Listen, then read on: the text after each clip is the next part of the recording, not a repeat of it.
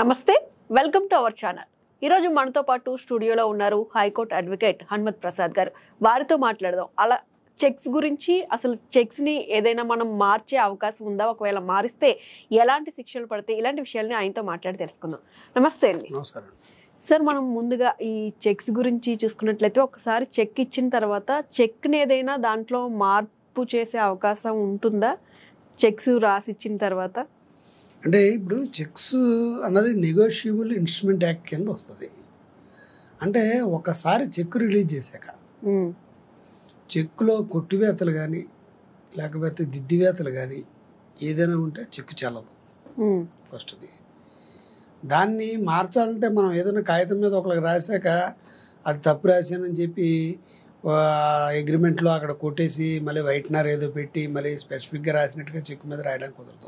ఈ రకమైన కొట్టివేతలు ఉండకూడదు. మీకు అది కరెక్ట్గా రాయలేదనుకుంటే ఆ చెక్ క్యాన్సిల్ చేసేసుకుని క్యాన్సిల్ అని కొట్టేసి అది చింపేసి రెండో చెక్ ఇష్యూ చేయాలి. ఆ రకంగా అయితేనే అది చెక్ వెళ్తుంది తప్ప చెక్కులో సంతకాలు సరిగా లేకపోయినా, అక్షరాలు స్పష్టంగా లేకపోయినా, అంకెలు వర్డ్స్లో ఒకటేసి అంకెల్లో వేరే విధంగా వేసిన 60,000 ఇక్కడ వేసి 60,000 ఇందులో రాస్తాం, 16,000 60,000 అని రాసామనుకోండి చెల్లదు. అటువంటి ఏమైనా కరెక్షన్స్ ఉంటే ముందుగానే చెల్లించుకోవాలి. ఓకే, అంటే ఇప్పుడు కొన్ని బ్లాక్ పెన్స్తో రాయడం వల్ల ఏదైనా మార్పులు చేసుకునే మొన్నటి వరకు 2024 వరకు కూడా మనం బ్లాక్ పెన్ను బ్లూ పెన్ అన్నది లేదు. ఏ పెన్తో మనం చెక్కులు ఇష్యూ చేయొచ్చు.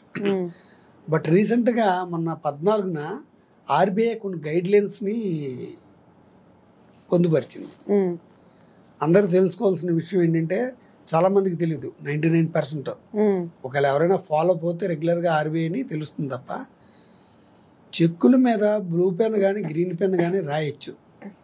బ్లాక్ పెన్తో మటుకు రాస్తే అది వ్యాలిడిటీ కాదు. ఎప్పుడు 2025 జనవరి 1 నుంచి అని చెప్పి జనవరి 14న, ఈ నెల 14న, ఈ సంవత్సరంలో జనవరి 14న కొత్త సంవత్సరంలో గైడ్లైన్స్ రూపొందించింది. ఎందుకంటే దాన్ని బేస్ చేసుకుని ఎవరైనా చెక్కులు ఇచ్చేవాళ్ళు కానీ ఏదైనా రాస్తే బ్లాక్ పెన్ యూజ్ చేయొద్దు. మనం చాలా వాటికి బ్లాక్ పెన్ యూజ్ చేస్తుంటాం. బ్లూ పెన్ని చాలా వరకు వదిలేసాం. అన్నిటికీ బ్లాక్ పెన్ దొరికేవి కూడా. అందువల్ల చెక్ ఇష్యూలో మటుకు బ్లాక్ పెన్ మటుకు యూజ్ చేయొద్దు. దీనికి కారణాలు కూడా చెప్పింది. బ్లాక్ పెన్ తోటి చెక్కుని ఎరాస్ చేయొచ్చు, లేకపోతే ఇతర విధంగా మార్పులు చేయొచ్చు, అవకాశాలు ఉండి ఫ్రాడ్స్ జరిగే అవకాశం ఉంది. కాబట్టి ఎందుకు బ్లాక్ పెన్ తోటి వద్దన్నారండి అని అడగచ్చు. ఎందుకంటే బ్లాక్ పెన్ని మార్ఫింగ్ చేయొచ్చు అనమాట. మనం తుడిచేయడం కానీ, ఇంకు లేకుండా మళ్ళీ ఆ ప్లేస్లో ఇంకోటి కానీ రాసే అవకాశాలు పుష్కలంగా ఉండి ఫ్రాడ్స్ జరుగుతున్నాయి. కాబట్టి బ్లాక్ పెన్ యూజ్ చేసి చెక్ కానీ ఇస్తే ఆ చెక్కు చెల్లుబాటు కాదు అనేసి ఆర్బీఐ గైడ్లైన్స్ ఈ సంవత్సరంలో ఇచ్చింది. అది మనం జనవరి 1 నుంచి అమల్లోకి వచ్చినట్టుగా భావిస్తున్నారు. అయితే ఈ చెక్స్లో ఏదైనా ఫ్రాడ్ జరిగినట్టు తెలిస్తే కనుక ఎలాంటి చట్టాలు ఉన్నాయి, ఎలాంటి శిక్షలు పడే అవకాశం ఉంది? ఇప్పుడు చెక్కులో ఫ్రాడ్లకి చాలా అవకాశాలు ఉన్నాయి. ఎందుకంటే ఏ అవకాశం ఏ చట్టం కింద వస్తుంది. ఇప్పుడు చెక్కు ఎన్ఐ యాక్ట్ అంటే నెగోషియబుల్ ఇన్స్ట్రుమెంట్ యాక్ట్. అందులో సెక్షన్ 138 అని ఉంటుంది. 138 ప్రకారం కోర్టులో కానీ కేసు వేసుకోవాలంటే అప్పు తీసుకున్నట్టుగా నిరూపితం కావాలి. అంటే ఏంటంటే చెక్ ఇచ్చేవాడికి చెక్కు పుచ్చుకున్నవాడికి మధ్య రిలేషన్ ఏముండాలి? అప్పుగా మాత్రమే తీసుకోవాలి. ఒక వ్యక్తికి 50,000 ₹1,00,000 ఇచ్చాడు అనుకుందాం. ఇస్తే అది నేను రాస్తాడు, ₹1,00,000 అవగానే ప్రో నోట్ రాస్తాడు. ఒక నోట్ లాంటిది రాసి అందులో కింద ₹2 రెవెన్యూ స్టాంప్ అంటించి సంతకం పెట్టించుకుని పైన కింద ఉంటుంది ₹2 ఇంట్రెస్ట్కో ₹3 ఇంట్రెస్ట్కో రాసుకుని తీసుకుంటాడు. ఆ తర్వాత అతను చెక్ ఇచ్చాడు, నువ్వు డబ్బు క్లియర్ చేసుకొని. అక్కడ బ్యాంకులోకి వెళ్తే అది బౌన్స్ అయింది, చెక్ బౌన్స్ అయింది. ఇప్పుడు బౌన్స్ అయినోడు కేసు వేసుకోవచ్చు. నాకు చెక్ ఇచ్చాడు, నా దగ్గర డబ్బు తీసుకున్నాడు అప్పుగా, అతను వ్యాపార నిమిత్తం, సొంత ఇంటి ఖర్చుల నిమిత్తం, కుమార్తె వివాహం నిమిత్తం, ఇతరత్ర ఖరీదు నిమిత్తం నా దగ్గర అప్పు తీసుకున్నాడు, వడ్డీకి ఇచ్చాను. కానీ అతను నాకు చెక్ ఇచ్చాడు, చెక్ పని చేయలేదు కాబట్టి మనం శిక్ష వేసుకోవచ్చు. చెక్ బౌన్స్ కింద కేసు వేసుకోవచ్చు. చెక్ బౌన్స్ కింద కేసు వేసుకుంటే దానికి 2 సంవత్సరాలు జైలు శిక్ష పడుతుంది. అది కానీ నిరూపితం అయితే 2 సంవత్సరాలు జైలు శిక్ష పడుతుంది. ఏంటి ఎన్ఐ యాక్ట్ ప్రకారం, ఎన్ఐ యాక్ట్ అంటే ఎన్ అంటే నెగోషియబుల్ ఇన్స్ట్రుమెంట్ యాక్ట్, అది చాలా సింపుల్ అన్నమాట. సో ఇప్పుడు అలా కాకుండా వ్యాపార లావాదేవీల నిమిత్తం చెక్కులు ఇచ్చుకోవడం పుచ్చుకోవడం జరుగుతుంది. మీరు నాకు సరుకు డెలివరీ చేశారు, ఎక్స్పో ఇంపోర్ట్ చేశారు, నేను తీసుకున్నాను, నేను మీకు చెక్ ఇచ్చాను, అది పని చేయలేదు, ఈ చట్ట ప్రకారం వేసుకోకూడదు. వేరే చీటింగ్ కేసు కింద వేసుకోవాలా, 420 చీటింగ్ కేసు కింద వేసుకోవాలి. అంటే రకరకాలుగా చెక్కులు వాడుతుంటాం. ఒకడు అప్పుగా తీసుకుంటాడు, ఒకడేమో వ్యాపార నిమిత్తం ఇస్తాడు, ఒక్కొక్క దానికి ఒక్కొక్క రకంగా ఉంటుంది కేసులో. అందువల్ల ఎన్ఐ యాక్ట్ నిమిత్తం వస్తే దానికి అప్పుగా తీసుకున్నట్టయితే వాడికి 2 సంవత్సరాలు జైలు శిక్ష పడుతుంది. అది రికవరీ ఆఫ్ ది అమౌంట్ కాదు, డబ్బులు ఇచ్చేయమని చెప్పదు. నువ్వు ఫ్రాడ్ చేసావు కాబట్టి నీకు ఇది వేస్తాను. ఈ లోపల వాళ్ళు రాజీ పడచ్చు, కోర్టు కేసుల్లో వాళ్ళు రాజీ పడచ్చు. ఇప్పుడు ఒకసారి ఇప్పుడు మనం అప్పు గురించి మాట్లాడుకున్నాం. ఇప్పుడు కొంతమంది బయట ఏం జరుగుతుందంటే డబ్బులు తీసుకున్న తర్వాత బ్లాంక్ చెక్స్ కానీ లేదా వాళ్ళు ఎంత అమౌంట్ తీసుకున్నారో అంత అమౌంట్ చెక్ మీద వేసి డేట్ వేయకుండా ఇస్తారు. మనం డేట్ వేసుకుని తీసుకోవచ్చా మనకు కావాల్సినప్పుడు? కానీ జనరల్గా జరుగుతుందంతా ఇదే. చట్ట ప్రకారం ఏంటంటే ఏ రోజైతే చెక్ ఇచ్చావో ఆ రోజు అన్ని పర్ఫెక్ట్గా ఉండాలా. ఇప్పుడు వీళ్ళు ఏం చేస్తారంటే తీసుకున్న వాళ్ళు బ్లాంక్ చెక్స్ తీసుకుంటారు. మన డబ్బు అవసరం, మనకు డబ్బులు కావాలి, ఆడో కండిషన్ పెట్టాడు నాకు బ్లాంక్ చెక్లు కూడా ఇవ్వని.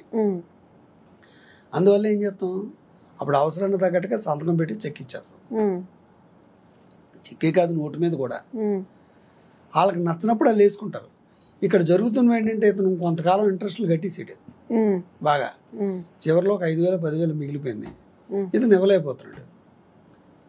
ఇప్పుడు అటువంటి పరిస్థితుల్లో దాన్ని దుర్వినియోగం చేస్తున్నారు దాన్ని. ఎందుకంటే అవన్నీ ఇచ్చినా నా దగ్గర ఇంత అమౌంట్ తీసుకున్నావు, ఇంత చెక్ ఇచ్చేవాడు, నోటుకి ఎంత ఫిగర్ వస్తే అంత ఫిగర్ వేసేస్తాడు. వేసి బ్యాంకులో వేయడం, చెక్ బౌన్స్ అయిందనడం, అప్పుగా తీసుకున్నట్టు నిరూపించాలంటే నోటు ఉంటుంది కదా, అప్పుడు నోటు అది చూపిస్తాడు ఎంత వడ్డీ కానీ. కోర్టులో కేసు వేసేయడం, ఇంటి ఇప్పించడం. ఇతనే ఉంటాడు నేను కట్టేసాను అంటాడు. నువ్వు కట్టేసానంటే మరి చెక్ మరి తీసుకోవాలి కదా, నువ్వు కట్టినట్టుగా ఎక్కడ ఉంటుంది. ఇప్పుడు చాలా మంది ఏంటంటే వడ్డీకి అప్పులు ఇస్తూ ఉంటారు. వడ్డీకి అప్పులు ఇచ్చి వాళ్ళు రోజుకి 200 300 తీసుకుంటుంటారు, చెక్లు ఏవి పెట్టుకుంటారు. 200 300 తీసుకున్న ఒక పుస్తకం మీద ఇలా గేస్తాడు కట్టినట్టుగా. అది కాదు కదా, నువ్వు ఇచ్చినట్టుగా తీసుకున్నట్టుగా రిసీట్ ఏమైనా ఉందా? ఏదో చిన్న పాస్ పుస్తకాలు పెట్టి ఇలా కొట్టేసి ఇచ్చేంటి ఇది నేను కాదని అంటాడు. ఇలాగ ఇబ్బందులు పడుతున్నటువంటి వ్యక్తులు చాలా మంది ఉన్నారు. అంటే నిజంగా డబ్బులు అప్పుగా తీసుకుని డబ్బులు తీర్చలేని వ్యక్తులు కూడా ఉన్నారు. తీర్చకపోతే అసలు కనీసం రూపాయి చెల్లించకుండా ఇలాగా జరుగుతుంది, అలాగే జరుగుతుంది. కానీ ఇలాగే ఎక్కువ జరుగుతుంది. ఏంటంటే డబ్బు తీసుకున్నాడు ఎంతో కొంత కడతాడు, దాన్ని లెక్కలో చూపెట్టకుండా మొత్తం ట్యాక్స్ అమౌంట్కి నాకు ఎంత కట్టేశారని చెప్పి వేస్తుంటాడు. రెండోది, వ్యాపార లావాదేవీల నిమిత్తం జరిగినా కూడా ఈ చట్టం కింద రావాలని అతను అప్పుగా నిమిత్తం తీసుకున్నాడని వేస్తారు. ఎందుకు వేస్తున్నారు చాలామంది? వాళ్ళకి వ్యాపార లావాదేవీల నిమిత్తం అని కోర్టులో కేసు వేసాడు అనుకోండి, నువ్వు ఇన్కమ్ ట్యాక్స్ కట్టేవా, నీకు టర్న్ ఓవర్ ఎంత, ఈ క్వశ్చన్లు అన్నీ వస్తాయి కోర్టులో. నువ్వు వ్యాపారం ఎప్పుడు రిజిస్ట్రేషన్ చేసావు, ఎంతమందికి సరుకు డెలివరీ అయ్యింది, ఇవన్నీ క్వశ్చన్లు వస్తాయి. ఇవన్నీ తలనొప్పి, మనకి ఇన్కమ్ ట్యాక్స్లు ఇవన్నీ లెక్కలని చెప్పి అప్పుగా తీసుకుంటా అంటారు, చేబదులు ఇచ్చినట్టుగా ఆ రకంగా వేస్తుంటారు. అంటే కొన్ని చట్టాలు దుర్వినియోగం అవుతున్నాయి, కొన్ని చట్టాలు సద్వినియోగం కూడా అవుతున్నాయి. దీన్ని చాలా జాగ్రత్తగా కోర్టు గమనిస్తుంది. కోర్టుకు మన ప్రూఫ్స్ అన్ని ఇస్తే కొట్టేయడమా లేకపోతే శిక్ష చేయడమా. ఇప్పుడు తప్పుడు కేసు పెట్టాడనుకోండి కేసు కొట్టేస్తుంది, కరెక్ట్ కేసు పెట్టాడనుకోండి అవతల 2 సంవత్సరాలు జైలుకి పంపిస్తుంది. ప్రజలు ఇటువంటి విషయాల పట్ల ఎవేర్గా ఉండాలి. బ్లాంక్ చెక్స్ ఇవ్వకపోవడమే మంచిది అంటారు. బ్లాంక్ చెక్స్ ఇవ్వకూడదు. ఫస్ట్ బ్లాంక్ చెక్ ఇవ్వడం వల్ల ఏంటంటే నేను ఎత్తి మీద నువ్వు చేయి పెట్టుకున్నట్టుగానే లెక్క. రేపు పొద్దున్న లబోదీపా అనాలి. అది కోర్టు తీర్పు ఎప్పుడు వస్తుంది, 2 సంవత్సరాలు 3 సంవత్సరాలు వాదోపాదాలు వస్తుంది. ఈ లోపల ప్రతి వాయిదాకి ఇతను వెళ్ళాలి. ఏ వాయిదాకి వెళ్ళకపోయినా అరెస్ట్ వారెంట్ వస్తుంది. ఎందుకంటే ముందు అవేముండదు, డబ్బులు ఒకటే కనిపిస్తాయి, ఇచ్చేస్తాడు చెక్కు.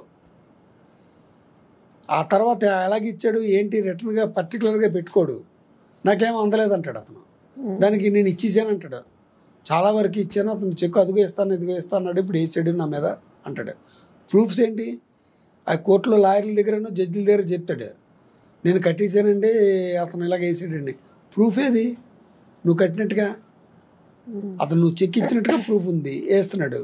ఇలా కొంతమంది బలవుతుంటారు. మీరు ఏ వ్యవహారం చేసినా ట్రాన్స్పరెంట్గా ఉండండి. ఖాళీ చెక్ ఇవ్వద్దు, చెక్ మీద డేట్ రాయండి, చెక్కు ఇదేయండి. అందువల్ల ట్రాన్స్పరెంట్ ఉంటుంది. లేకపోతే బ్లాంక్ చెక్ ఇస్తే అతను మీరు 10,000 తీసుకుంటే 10 లక్షల కింద వేసే అవకాశం ఉంది. Okay, thank you so much అండి, చాలా తెలియని విషయాల్ని తెలియజేశారు. ధన్యవాదాలు.